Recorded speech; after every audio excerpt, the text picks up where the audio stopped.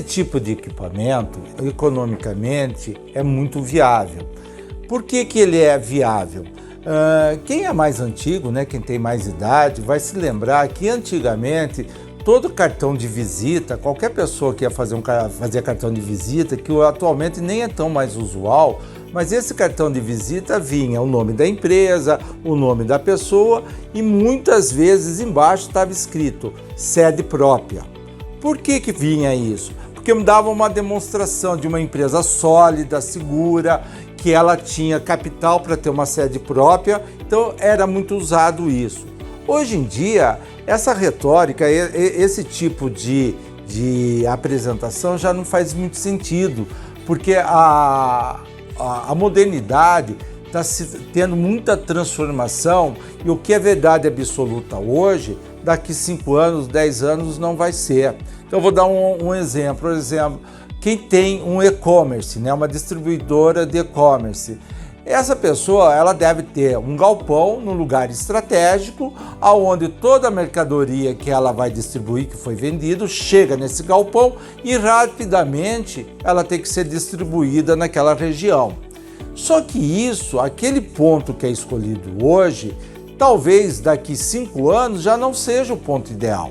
Então você percebe, para quem anda mais nas áreas industriais de galpão, que essas empresas têm alugado alguns galpões e têm se adaptado a ele.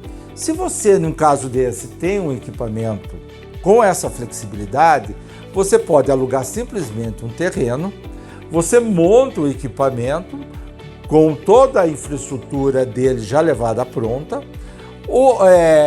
explora aquela região por 5, 10 anos. Se a região continuar viável, você pode continuar com o galpão ali. Se não for mais viável e você perceber que outra região é mais adequada, você simplesmente desmonta esse equipamento e leva para outra região e monta. E detalhe, esse equipamento você pode montar cada fatia desse pão de forma, né, desses módulos, quantas você quiser. Eu tenho 6 aqui, eu posso virar com 12, eu posso virar com 50, com 100 unidades. E também eu posso fracionar. Por exemplo, vamos dizer que eu tenho um galpão com 30 unidades e esse galpão ficou grande. Eu posso tirar parte dele e mandar para outro lugar e parte dele continuar operando. Então ele pode funcionar como uma sanfona, ele pode expandir e diminuir. Ele pode, no momento, vamos dizer que você vai parar suas atividades e você vai devolver o galpão. Você pode pegar o galpão, não, o terreno alugado, por exemplo.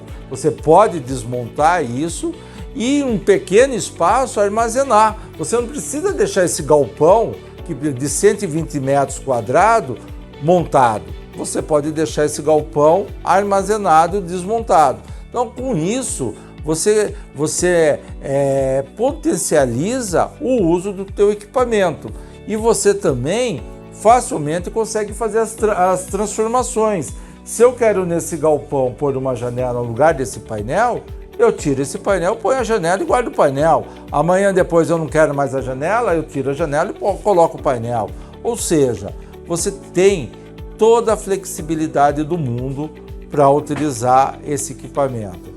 Então a INP, quando ela se viu com a necessidade de aumentar seu parque fabril, mas ela não tendo certeza que esse aumento pode ser maior do que ela está montando, que ela está prevendo, ela pode expandir esse equipamento e ela pode até relocar o posicionamento de fabricação, onde está instalado esse equipamento hoje, ela optou por essa forma. Porque senão o que iria acontecer?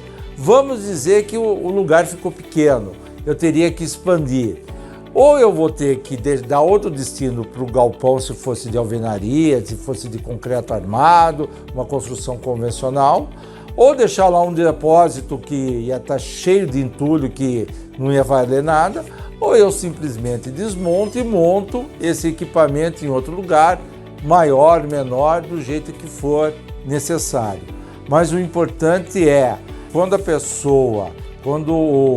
o usuário for decidir o tipo de equipamento que ele quer, ele não deve simplesmente calcular o preço de aquisição de fabricação, mas sim o seu custo-benefício. Porque às vezes você fala, poxa, mas para aqueles que são mais observadores, eu tenho uma estrutura metálica a cada 2,40 m. Se eu fizer uma construção convencional, eu posso colocar uma estrutura metálica, né, as colunas, a cada 5, 10 metros. Então, quanto aço eu diminuo? Você diminui, mas você perde a flexibilidade. Resumindo, não existe coisa boa ou coisa ruim, existe equipamento bem aplicado e equipamento mal aplicado. Se você vai fazer uma edificação, uma construção de um terreno que vai ser alugado, que você tem um horizonte de tempo que vai ser utilizado e isso pode ampliar ou você ter que mudar, esse equipamento, como foi no nosso caso, é um equipamento que pode atender toda e plenamente a tua necessidade.